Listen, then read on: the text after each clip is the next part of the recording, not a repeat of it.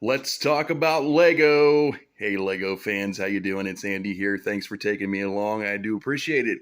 As always, today I think we're just going to take an overview, kind of a recap of the city and what we've done so far since we've been kind of chugging along here the last couple of months. So those of you that haven't seen previous videos, we got quite a bit done. We've now got 4 trains in the city, 2 cargo trains and 2 passenger trains. You can see the 2 cargo trains here, 1 passenger train there, and 1 passenger train up here on the elevated line. So yeah, the elevated line is basically held up by these guys right here. It's a couple of 2x2 bricks, plus that trestle or truss piece, you want to call that, and then some bricks there on top. And then of course it's got some masonry bricks in there, and that curved slope there on top that makes it flush with the top of the track.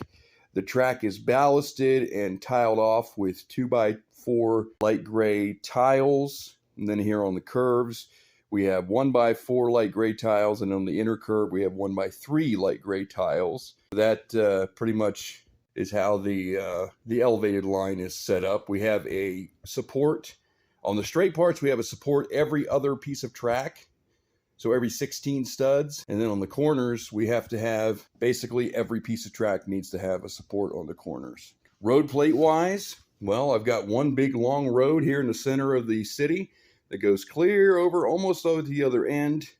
I'm still thinking about putting another 4-way intersection in this section right here somewhere, but I haven't decided for sure yet whether I'm going to do that. But as far as the ground line tracks, it is ballasted and mills plated up to this section right here.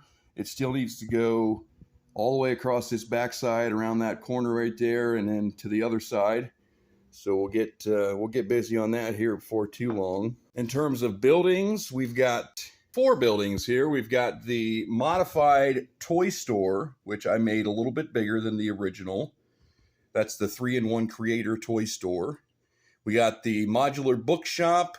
We got this modular, the blue one in the middle there. That was a rebrickable model from 2 of the creator 3-in-1 cozy houses. And then finally we have the jazz club, which was just built not too long ago. So that's the buildings we have in our city so far. Of course, there's going to be a lot more buildings coming. And then, of course, we have the ballasted mills plated double set of track right here that goes all the way across the front. Switches into 1 track over here. That switch has yet to be ballasted, and then goes all the way over here to this side and switches back into 1 track over there. That switch has been ballasted and mills plated. So there's that. And then I just put a new road plate in here, as a matter of fact. So this is going to need a railroad crossing here. I'm going to need to finish the bike lane there. Of course, I've run out of 2x4 dark azure tiles, still waiting on those to show up so we can finish that. And over there, we got this main intersection here in the middle of the city. That's a 4-way with traffic lights. We got a railroad crossing here, complete with railroad crossing signals, lights, and gates. So that's pretty cool. This guy right here actually came with that last cargo train that I just built. So what do you call this thing? Is it a crane, or does it have a special name? If you know the name of it, comment below and let me know, because I don't know what exactly those things are called. There we have a car that also came with the cargo train. It's supposed to sit on the top side of the car hauler, but the clearance won't allow that to happen. When it hits, it would hit the elevated line. So unfortunately, we can't do that. I also wanted to talk a little bit about future endeavors here in the city. Some things that I've got, kind of in the back of my head, thinking, maybe we'll integrate those into the city. I talked a little bit before about doing a body of water over here, which I still plan to do. It's probably going to be more of like a pond than a lake, because it won't be too big in size. I also thought about basically putting a switch here in my elevated line and running the elevated line downhill all the way out here along this ground line, and then maybe switching it into the ground line so you could run trains from the ground line up to the elevated line. It's a crazy idea, I know. I don't even know if I have enough space to do that much elevation in this area, you know, basically from here all the way up to there. Do you guys think it could be done?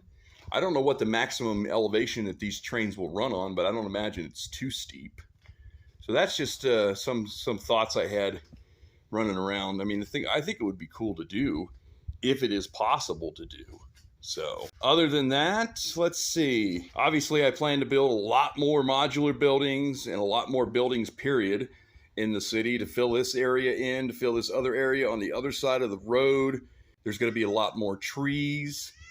You know, down here by where the body of water is going to be, I thought about building like a small little forest with pine trees. Like I've already got a couple of pine trees here sitting by the side of the tracks, but like maybe a little forested area around the pond could possibly be done. There you can see I switched out those two lampposts for those type of what do you want to call those? Street lights, I guess. Just street lights, or the kind they have alongside highways, I guess. But I think they're too close together. I think that they need to be maybe one every other position where I've got the lamppost. I think right there is just a little bit too close together. I hear you, Doodlebug. What are you meowing about down here? You want some attention? Is Daddy recording a video, not giving you attention? That's Mr. Doodles. That's the kitty that you guys haven't met yet on video. Yeah, he's very vocal. Anyway, guys, yeah, I just wanted to kind of give a little overview of the city and kind of a recap on the things that we've been doing and the plans that I've got up ahead. If you guys want to suggest another video, or not a video, another set that I should build next, I'm certainly open for that in the comments. Also, one more thing I might mention. If this video gets 1,000 views or more, I'm going to do a giveaway. 1,000 views or more on this particular video, and I'm going to give away some Lego. I don't know exactly what it's going to be yet, but it will be significant, and whoever gets it will be pleasantly surprised, or pleased, I should say. So what I'll do is, once the video reaches 1,000 views, I will select a random commenter. So you want to make sure you comment too. And then we'll get your info from you privately, and we'll send you off some Lego. What do you think? What do you guys think about that? I know I've got a 500 subscriber giveaway coming up too, but I thought, well, you know what? It's still going to be probably quite a while until I get to 500. So let's give away some Lego now. So let's just do it on some of these videos have been getting close to 1,000 views. So I thought, what the heck, you know, if we can get 1,000 views, let's do it. Let's give away some Lego. All right, guys, that is going to do it for me today. I do appreciate you taking me along. As always, thank you for watching. Let's talk about Lego. I'm Andy. We'll see you in the next one. Have a great one. See ya.